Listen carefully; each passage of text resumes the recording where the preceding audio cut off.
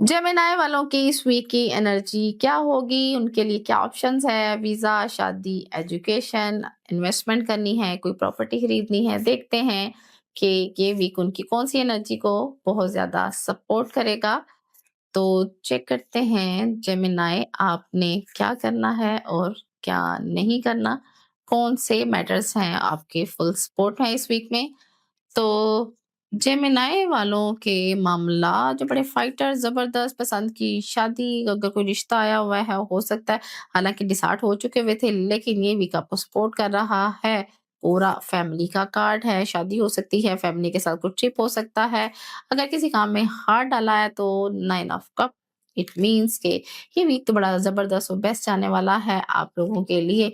आप इसके लिए क्या करेंगे? अपने लिए 11 बार सूरह फलक और सूरह नास कि इन चीज़ों को बुरी नज़र ना लगे, रिश्तों को लेके, फैमिली को लेके, तो आप पढ़ के पानी दम करके ज़रूर पिया करें। ये रेमेडीज़ आपको इसलिए दी जाती है ताकि आपके वो मामलात को मज़ीद बूस्ट मिले और सपोर्ट मिले ताकि ये चीज़ें अल्लाह के हुक्म से चलती रहें।